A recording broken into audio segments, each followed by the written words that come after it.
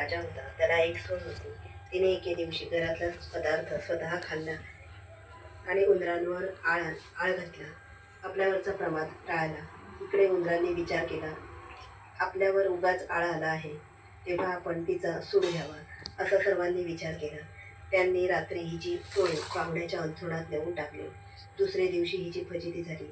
सासू दिरांनी निंदा केली. घरातून तिला घालवून दिली. हिचा रोजचा नेम असे, दिवे घासावे, तेलवात करावी, ते स्वतः लावावे, खडीसाखरेनं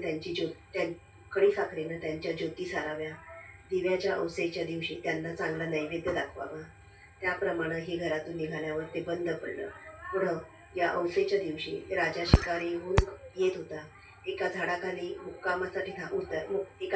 मुक्कामासाठी उतरला. तेथे त्याच्या दृष्टीस एक चमत्कार पडला. आपल्या सर्व गावातील दिवे अदृश्य रूप धारण करून आपल्या सर्व गावातील दिवे अदृश्य रूप धारण करून झाडावर येऊन बसले आहेत. एकमेकांपाशी गोष्टी करीत आहेत. कोणाचे घरी जेवावयास काय केलं होतं, कशी कशी पूजा मिळाली वगैरे चौकशी चालली आहे. सर्वत्रांनी आपापल्या घरी घडलेली हकीकत सांगितली. त्यांच्या मागून राजाच्या घरचा दिवा सांगू लागला, बाबांनो, काय सांगू, यंदा माझ्यासारखा हतभागी कोणी नाही. मी दरवर्षी दिव्यात मुख्य असायचा. माझा थाटमाट जास्ती व्हायचा. मला यंदा अशा विपत्तीत दिवस काढावे लागत आहेत. इतकं म्हटल्यावर त्याला सर्व दीपकांनी विचारलं, असं होण्याचं कारण काय? मग तो सांगू लागला, बाबांनो, काय सांगू, मी या गावच्या राजाच्या घरचा दिवा. त्याची एक सून होती. तिने एके दिवशी घरातला पदार्थ स्वतः खाल्ला आणि उंदरांवर आळ घातला.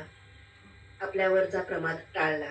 इकडे उंदरांनी विचार केला, हा आपल्यावर उगाच आळ घातला आहे, तेव्हा आपण तिचा सूड घ्यावा. असा सर्वांनी विचार केला. रात्री तिची चोळी पाहुण्याच्या अंथरुणात नेऊन टाकली. दुसरे दिवशी तिची फजिती झाली. सासू दिरांनी निंदा केली. तिला घरातून घालवून दिली. म्हणून मला हे दिवस आले. ती दरवर्षी माझी मनोभावे पूजा करीत असे. जिथं असेल तिथे खुशाल असो, असं म्हणून तिला आशीर्वाद दिला. घडलेला प्रकार राजानं श्रवण केला. आपल्या सुनेचा अपराध नाही अशी त्याची खात्री झाली. घरी आला. कोणी प्रत्यक्ष पाहिले आहे काय म्हणून चौकशी केली. तिला मेणा पाठवून घरी आणली. झाल्या गोष्टीची क्षमा मागितली. साऱ्या घरात मुखत्यारी दिली.